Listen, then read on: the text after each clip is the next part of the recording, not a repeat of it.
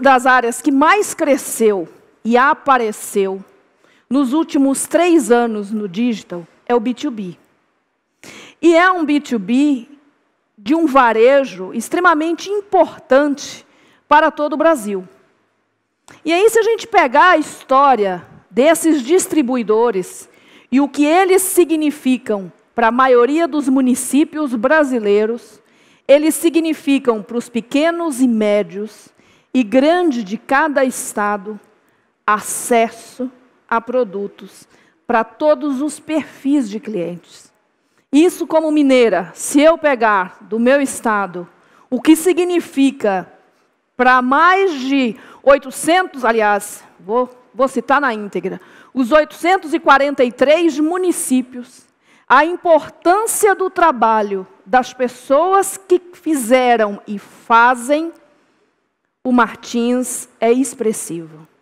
Na Conferência do Paraná, nós tivemos a participação do João Destro, que é de um distribuidor que tem a mesma magnitude e importância naquele estado e em outros também, que é a Destro.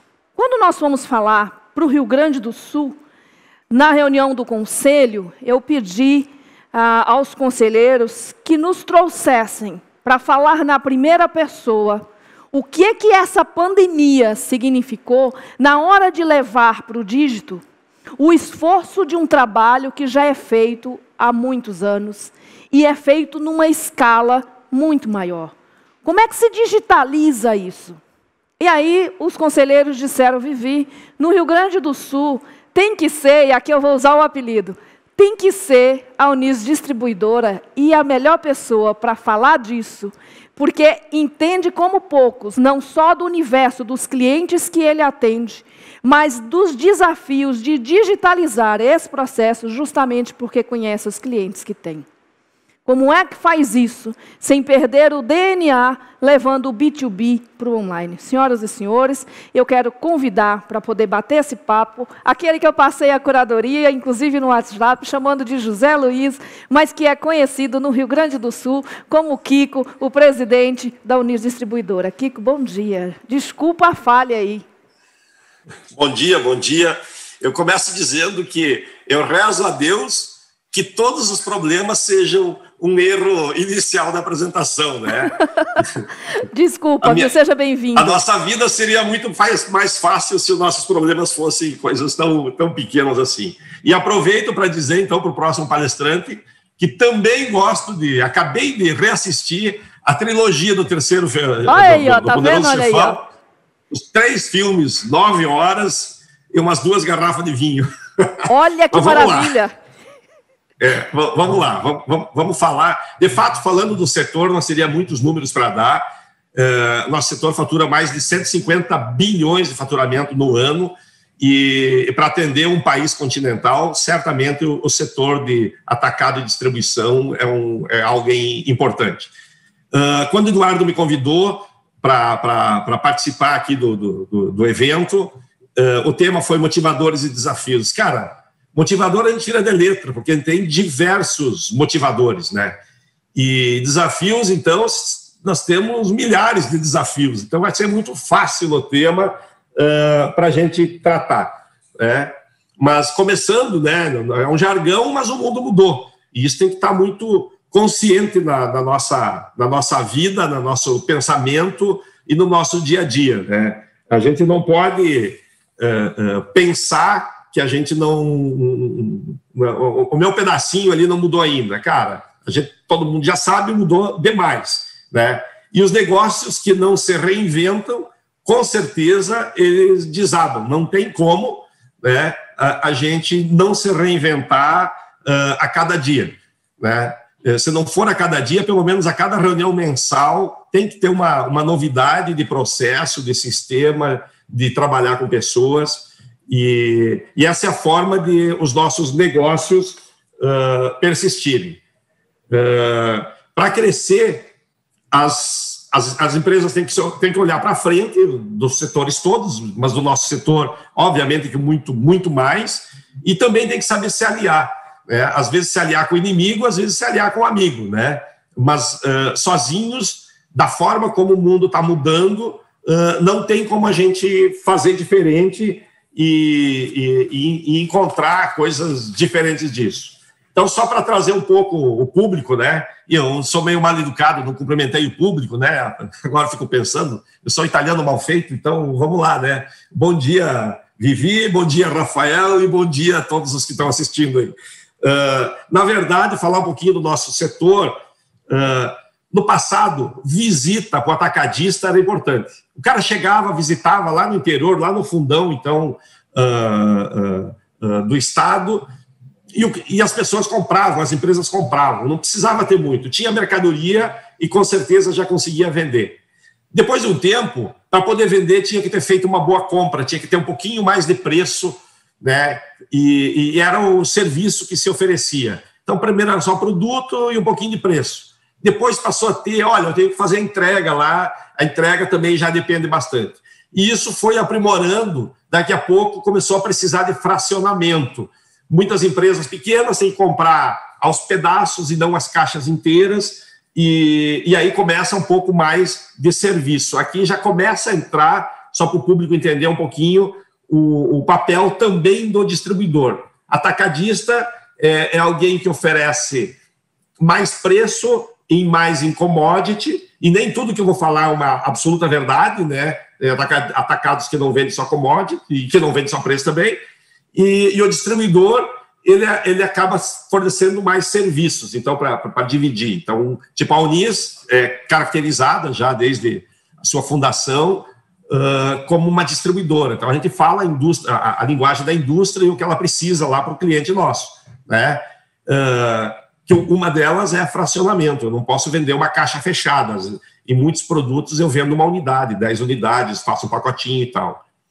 Da mesma forma, eu vou falar aqui na primeira pessoa, a Unis é uma distribuidora, então, como distribuidora, a gente também faz troca de produto. Então, nós estamos preparados para vender uma carreta de produto para alguém, e nós temos clientes que compram de carreta fechada de nós, mas nós entregamos também R$150 lá em Uruguaiana, a 600 quilômetros aqui de Cachoeirinha, que é a filial que eu estou hoje, né? E ainda eu posso estar entregando uma miojo, nós somos distribuidor da miojo lá, e daqui a pouco não vendeu um sabor, e daqui a 9 meses eu vou lá e troco o produto dentro do supermercado. Então, esse é o papel do distribuidor, esse é um braço da indústria e cuidar do produto. A gente tem que fazer execução também, então, quando você entra no supermercado, para aproveitar o próprio exemplo de Nissin, quem tem filho pequeno sabe que as crianças compram o lamen Turma da Mônica. Então, execução o meu vendedor, o meu promotor de vendas que trabalha lá dentro da loja, colocar o lamen Turma da Mônica na primeira ou na segunda prateleira, porque é onde as crianças alcançam. Se a gente não estiver lá, o cliente pode colocar na 4ª prateleira e as crianças não nascem com 1,5 metro de altura. Então, e assim teria mais milhares de processos pelos quais a gente coloca a mercadoria de uma forma ou de outra. Inclusive, execução de preço. É orientar o cliente que esse preço está acima do target e não vai vender, ou está muito abaixo e ele está torrando. A gente tem que orientar, se está com o preço errado. Às vezes o cara vende mais barato do que pagou porque errou no processo. Então, faz parte da execução nossa fazer isso. Custos, então, nos últimos anos, cada vez mais, o custo é importante para nós temos que entregar o serviço, mas nós temos que controlar o custo. Então, a complexidade, né? Quem está há 40 anos no mercado, e você falou do Destro, meu amigo João Destro, que começou lá atrás, com certeza, logo no começo, era comprar e vender e não tinha nem que se preocupar com nada, né? Porém, hoje, a gente tem que fazer tudo e há um custo de servir muito baixo. E ainda, agora, nesse novo mundo, e é o tema do nosso encontro de hoje, tem que ser encontrado. Na verdade, o mundo está mudando. Eu acredito que o nosso setor ele continua tendo a presença do vendedor no cliente, pelo menos o do distribuidor. Nós não vamos poder subtrair uma pessoa presente no ponto de venda para poder fazer isso que eu falei, executar, né, ver se o preço está adequado, levar o lançamento do nosso fornecedor. Então, tipo, eu não posso vender só a commodity, só o filé mignon, só porque ele também não agrega valor, na verdade, né? Você lança um produto, agrega valor, tem mais tecnologia, ele vai se tornando mais mar vermelho, tem que largar um outro mar azul ali para a gente buscar e navegar naqueles mares. E isso tem que ser feito, às vezes, com o convencimento, né? Talvez algum dia, né, se consiga fazer isso tudo no e-commerce, mas tem um trabalho a ser feito com isso. Ainda assim, né, como é que nós vivemos, né, qual é que é o nosso desafio? O nosso concorrente tradicional, então, o Destro já incomoda a minha vida lá no Paraná, nós temos 2 filiais no Paraná, né? E o Martins me incomoda lá, nós temos uma filial em São Paulo. Eles já incomodam a nossa vida, tá? Como atacado. Mas o atacarejo também incomoda a nossa vida também, né? Então, não sei se todos têm ciência da nomenclatura, né? Atacarejo é o cash and carry, né? Ele vende para o consumidor e também vende para o nosso cliente, para o varejinho, né? E ainda nós temos os diretos, né? Aqueles clientes que a indústria passa a atender diretamente, né? Porque ela acha que ela já consegue, já consegue, quando chega nisso, a ter braço para chegar direto no cliente. E além disso tudo, que é o nosso dia a dia nos últimos 30 anos, nos últimos anos, e principalmente iniciando a pandemia, o e-commerce também começa a tornar a nossa vida muito perigosa, né? Então, com certeza, a nossa vida, nós somos aquele lambarizinho que está dentro do navio lá e largaram um tubarão lá para comer a gente, nós temos que estar correndo todo dia. Não tem como a gente fugir disso. Mas, ou a gente encontra o nosso caminho no e-commerce, e eu coloquei EDI aqui também, porque é uma dificuldade para nós do setor, tá? A Onis, a gente já está um pouquinho avançado pensando no nosso setor, obviamente que não no todo. A gente já tem EDI com diversos clientes, tá? Mas é um trabalho árduo, né? Fazer a API e conseguir integrar com esses clientes, abrir a nossa cabeça e a cabeça deles também, né? Para a gente trocar informações. Então, esse é um desafio que a gente está enfrentando. E o caminho no e-commerce é outro desafio, né? Ou a gente vai vender pelo e-commerce ou alguém vai vender no nosso lugar, a gente sabe disso, né? Só que não basta decidir, não basta querer, a gente tem um longo caminho pela frente, uma grande dificuldade para encontrar isso. E daí, saindo um pouquinho dos motivadores, que são todos esses, né? Nem que o motivador seja esse tubarãozinho atrás da gente, pensando nos desafios, eu diria que o maior desafio é o meu, é a minha cabeça primeiro. O quanto eu estou determinado, convencido de que isso, de fato, é uma ameaça e é uma oportunidade. E aí, quando eu estou decidindo isso, eu tenho que parar para pensar se não é muito cedo, né? Por quê? Porque quem entrou muito cedo queimou muito dinheiro. Vocês vivem o B2B, né? Não está tão no meu sangue, né? O meu leite das crianças ainda da compra e venda, e esse negócio trabalha meio paralelo, né? Então, mas vocês vivem disso e vocês sabem quanto empresas, players nacionais, quantos milhões, talvez bilhões, queimaram nos últimos 10 anos, né? E talvez não tenha expressão proporcional a todo o dinheiro que investiram, e alguns investiram e não estão nem aí agora para isso. Então, será que foi erro de estratégia? Ou será que foi muito cedo o momento que eles entraram? Né? Tem que decidir, enquanto gestor da empresa, né, se é o momento de entrar ou não. E, por outro lado, a gente tem que pensar, eu não quero entrar muito tarde, né? Porque daí o bonde já andou e o meu concorrente já partiu na frente e já tomou espaço, já comprou terreno e construiu o prédio. Agora eu só tenho aquele pedacinho lá para construir. Então, e essa é uma dúvida, vive a minha cabeça e deve viver na cabeça de muitos empresários, né? De você sair de uma apresentação há 5 anos atrás e achar que tinha que sair correndo para fazer, senão o teu negócio ia acabar. E, por outro lado, ficar muito tranquilo, né? Que nem o sapo na panela aí, a água vai te cozinhando e quando perceber, já foi o teu tempo, né? Então, feito isso, essas decisões, eu diria que esse ano foi um ano determinante para isso, né? Porque a pandemia nos forçou a acelerar e a dizer que o momento é agora, senão ele vai passar, né?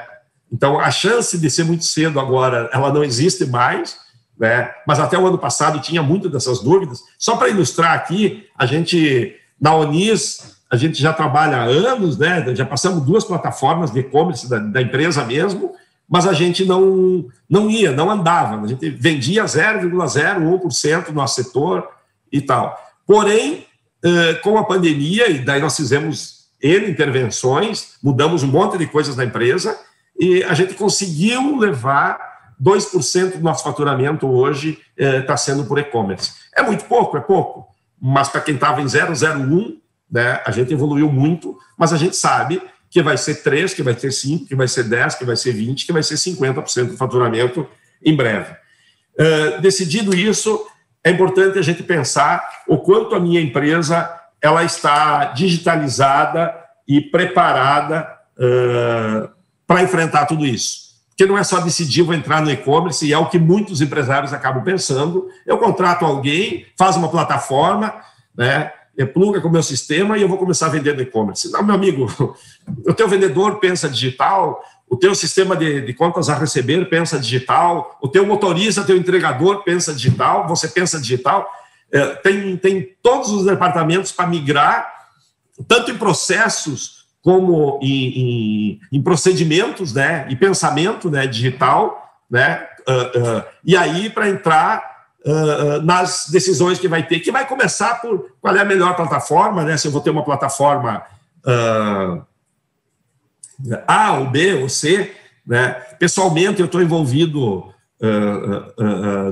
nós temos um grupo, CID, né, é o Central de Inovação e Distribuição, 11 distribuidores, fazendo milhares de coisas juntos, aí, todos os departamentos, e dentre as coisas que nós estamos fazendo, nós estamos pensando, não é pensando, já estamos desenvolvendo, no primeiro semestre do ano que vem deve sair uma plataforma de marketplace para o nosso setor. Não estou aqui fazendo propaganda. Por outro lado, sou vice-presidente da ABAD, Associação Brasileira de Atacadistas e Distribuidores, e lá, capitaneado pelo nosso presidente Destro, né, não o João Destro, filho dele, o Emerson, a gente temos um comitê de marketplace, onde nós também estamos desenvolvendo uma plataforma marketplace da associação e aberta para o mercado.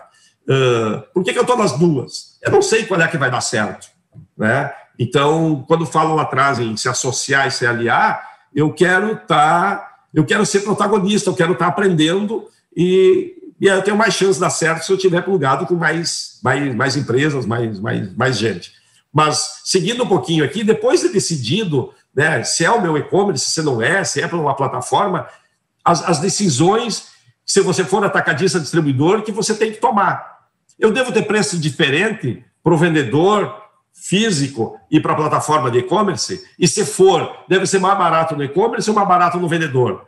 Né? E se não, como é que eu trabalho essas coisas? Porque não é fácil, viu? Eu comecei a rodar e as negociações que nós tínhamos interno do vendedor, eu não conseguia botar na plataforma. Nós levamos 6 meses para mudar essa parte técnica e os investimentos que o fornecedor faz numa plataforma e em outra. Então, tem um mundo de complexidade para falar em preço. E como é que eu faço para executar a loja que eu falei lá atrás?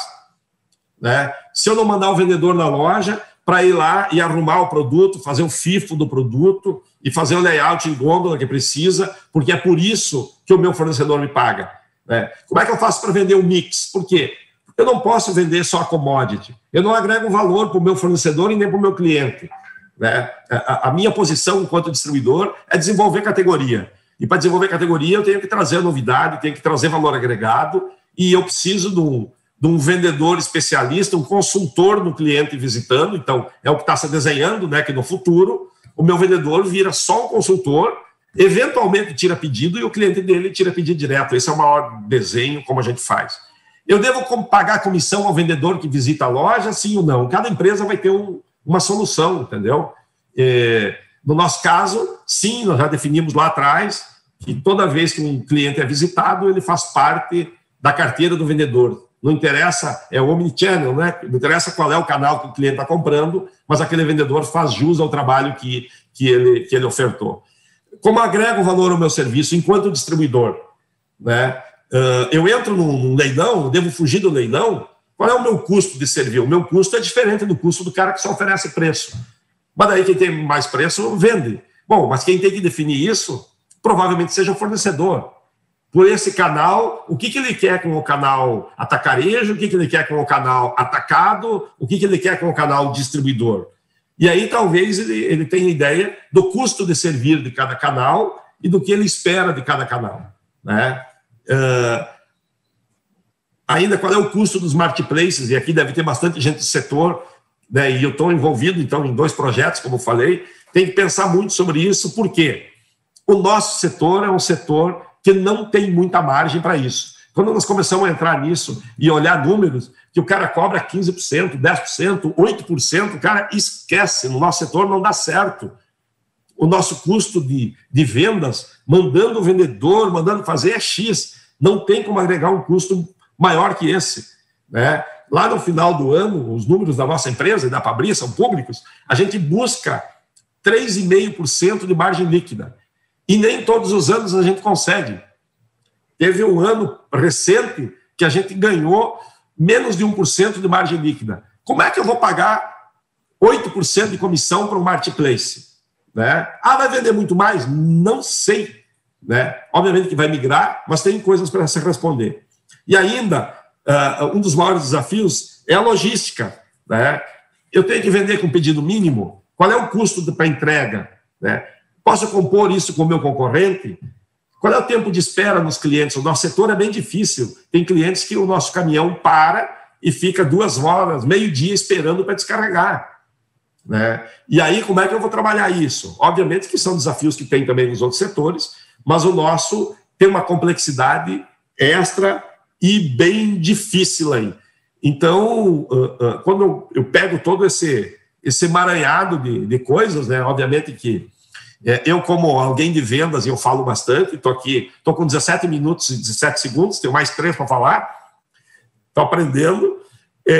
Cada um desses itens nós ficaria pelo menos uma hora, pelo menos, para poder abrir um pouco. Mas pensem sobre isso se você for um fornecedor de algum atacado distribuidor, e se você for um atacado distribuidor, também pensa bastante sobre isso, qual é o desenho que você quer ter e as coisas que você quer fazer. E aí, resumindo um pouquinho a apresentação, eu gostaria de colocar para vocês, né, resumindo, as 2 perguntas que a Vivi me fez foi o motivador. Então, o motivador, eu diria, meu maior motivador, resumindo, é a sobrevivência. A empresa atacadista ou distribuidora que quiser sobreviver, ela tem que ir para o e-commerce, tá? E eu não consegui ter um só para desafio. Eu tentei resumir aí 2 grandes desafios que nós temos para o setor. O primeiro desafio é digitalizar a empresa, com todas as dificuldades que a gente tem, e vamos pensar que o leite das crianças, como eu digo, ele é pago por a gente comprar, vender, executar a loja do cliente, fazer mix, né, e todas as milhares de complexidades que tem, e paralelo a isso, nós temos que ir aprendendo a digitalizar todos esses processos. Então, esse é um grande desafio. E o outro é a logística, não tenha dúvida disso. Né? Como é que eu faço? Porque parece fácil, eu sou distribuidor, tá? Mas eu sou distribuidor da Nissin no interior do Rio Grande do Sul. Aqui na Grande Porto Alegre eu não vendo, então no meu... vou filtrar por CEP, mas o cara vai estar comprando, e aqui eu vou ter um ticket um pouco menor, porque eu não vendo miojo aqui. E assim, e eu tenho um colega meu que vende. E esse colega vai estar lá no marketplace também, como é que um cliente vai comprar uma parte de uma parte de outra, como é que vai compor? Então, esse é um grande desafio também para os marketplaces. Então, eu diria que, com esses 2 resumos, né, de digitalizar a empresa e logística no desafio e sobrevivência no meu motivador, eu encerro o meu conteúdo aos 19 minutos e 39 segundos. Fantástico, Kiko, fantástico. Muito obrigada, Kiko. Obrigada mesmo. Kiko, nós temos um convidado especial que está falando de esteio, aí no Rio Grande do Sul, e que vai conversar com você agora para fazer as 2 perguntas, que é o Eduardo Oliveira, que é o conselheiro nosso de B2B. Edu? Oi, Vivi! Aê! Tu viu como é que se erra ao vivo também? Assim, aí você conserta, assim, das coisas, né? Edu, ele justo com o Kiko, né? Eu estava vendo a sua mensagem e pensando, mas como é que eu vou chamar ele de Kiko, gente? Então, Vivi, Edu, vou contar uma coisa. Ele me perguntou se te chamava de Vivi ou Viviane. Eu olha falei, aí, eu ó. falei pra te chamar de Kiko, então toca a ficha. É isso aí. Edu, por favor, as perguntas para o Kiko. Kiko, obrigado antes de tudo, cara, e acho que você trouxe de uma forma muito precisa essa questão dos desafios e vamos falar dos motivadores depois. Eu queria trazer o foco para os desafios e focar um pouquinho nessa parte da digitalização da empresa, né? A distribuição tem muito desse olho no olho, muito do vendedor, do executivo em gôndola, em loja, mas eu queria te propor e perguntar como é que vocês estão enxergando isso, porque o digitalizar a empresa é a parte da porta para dentro. Para ter sucesso na operação digital, a gente também tem que olhar para a digitalização do cliente. Como é que vocês estão vendo isso nos clientes que vocês atendem? Eu gostaria que tu falasse um pouquinho sobre isso. Eu confesso que há uns 2 anos atrás, a gente desenvolveu um aplicativo achando que o cliente ia comprar pelo aplicativo, ia ler o código de barras na tal, e quando a gente foi, de fato, para a rua, sempre ouça o cliente antes, tá? Quando a gente foi para a rua e entrava nos mercadinhos, muita gente tinha o telefone para usar só como telefone. Eu não tinha smartphone, se fosse smartphone não tinha toda aquela qualidade. Obviamente que isso mudou nos últimos 2 anos, né? E muda drasticamente, então tem que ouvir um pouco o cliente.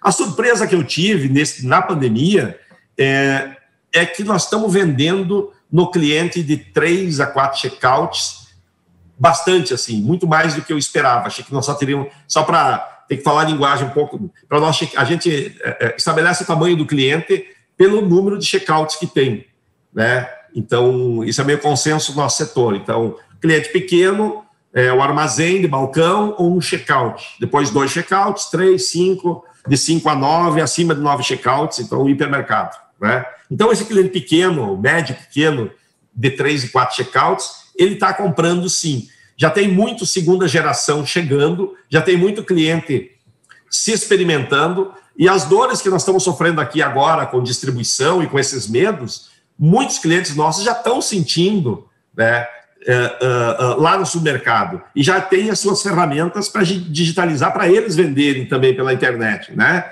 Então, quando eles vendem pelo e-commerce, eles se obrigam também a mudar um pouquinho a cabeça deles. Então, sim, obviamente que não em todo o mercado, mas nós já temos uma boa parcela do mercado, e eu não me atrevo a botar um percentual, mas no chute, assim, 20%, 30% dos nossos clientes, com certeza, ou pela sucessão ou pelas dores, já estão um pouco mais abertos para isso, né? E isso, na verdade, está numa crescente muito grande. Só que o digitalizar a empresa para o mercadinho não é o mesmo que o digitalizar a empresa para a distribuidora pelo número parrudo de processos que tem que levar até lá. Mas eles têm que digitalizar sim, né? Sem dúvida. E acho que complementando a minha pergunta anterior e seguindo a mesma linha de raciocínio, tu falaste um pouco de alianças, né? No segmento de vocês, a distribuição, como tu falou, tu representa a Miojo, né? Eu entendo que tu é distribuidor de alguma das marcas que o mercadinho compra, mas a tua participação em número de marcas ou prateleira é muito pequena. Então, eu acredito muito no conceito de one-stop shop, onde, para o pequeno varejista, principalmente, esse conceito de chegar no distribuidor e comprar o portfólio inteiro ajuda ele no processo de compra. Então, eu queria que tu pudesse pensar um pouquinho dos ganhos nesse modelo de aliança, onde concorrentes ou amigos e inimigos se aliam para atender de uma forma mais completa o varejista. Eu queria ouvir um pouquinho sobre isso, Kiko. Ok. Essa foi uma discussão ferrenha que a gente teve nos 2 projetos de marketplace, né? Porque, via de regra, a cabeça nossa, a minha não, já estou, desde o início, eu entrei nos 2 projetos dizendo que esse negócio só dá certo se o meu concorrente estiver dentro dele. Mas nem todas as pessoas pensam assim, nós estamos fazendo isso a muitas mãos nos 2 projetos. E o que é bom até para a gente fazer a crítica, né? Alguém tem que ser o advogado do diabo para fazer um projeto um pouco melhor. Mas sim, eu preciso que o meu concorrente esteja lá para facilitar a jornada do cliente. Porque senão o cliente ele só vai entrar na ferramenta completa. Essa é a minha opinião, e acho que de todo mundo, para mim isso é uma coisa absolutamente clara, né? Que tu entra num site que resolve os seus problemas. Tu não quer entrar em 10 10 sites para fazer a compra da loja. Tu quer entrar no... A gente atende farmácia também, tá? Nós somos distribuidores da Procter & Gamble, que a gente atende farmácia, da Danone também, a gente tem alguns produtos de farmácia. Então, nós temos equipe... No Rio Grande do Sul, no Paraná, nós temos equipes de farmácia, São Paulo não. A farmácia está muito mais acostumada a fazer isso, tá? O cara da farmácia, ele vai anotando, ele já tem o computador aberto e durante o dia vai faltando, ele já vai colocando. Ele abre, sim, 3 ou 4 sites e fica vendo o melhor preço e colocando ali. E já tem ferramentas que fazem isso por ele, então está muito mais avançado. No supermercado isso não chegou ainda, mas quando ele chegar, é o que eles vão querer, soluções completas, né? Essa é a minha defesa. Eu trabalho hoje em torno com 4.000 itens, mas o supermercado trabalha com 40.000 itens. Então, eu não posso ser um pedaço dele, né? Só que, obviamente, que o nosso desafio é como é que eu faço isso? Eu estou com o meu concorrente, o cara está buscando o melhor preço lá, naqueles produtos que ele quer, só que eu tenho que vender produtos que ele não sabe que ele precisa. Tá? Esse é o desafio do distribuidor. E ele não vai procurar esse produto. Tá? Só citando alguns exemplos, todo mundo aqui,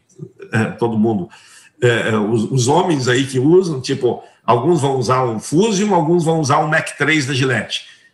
Mac 3, há poucos anos atrás, sei lá se é 5, 7 anos atrás, os clientes não queriam comprar, porque não vendia, porque era muito caro, era só para clientes A e B, e você não conseguia botar na lojinha. Foi um esforço desgraçado para fazer o cliente colocar 1 unidade, 2 unidades. Ok, desenvolveu a categoria, agora todos querem, ele já virou o mar vermelho agora, né? Todo mundo já trabalha, mas esse é o nosso trabalho. E isso, provavelmente, eu não vou conseguir fazer no e-commerce. Eu vou ter que mandar alguém presencial para... Quando a gente foi vender Downy, só para citar um outro exemplo, todo mundo, para as mulheres, né, já que se tem para homem, pensei nas mulheres. Né? Não que só mulher lave a roupa, eu também lavo, viu? Eu tenho máquina em casa, né? Mas vamos lá. O Downy é super concentrado e é muito mais caro. O cara não entra num site lá e começa a comprar isso.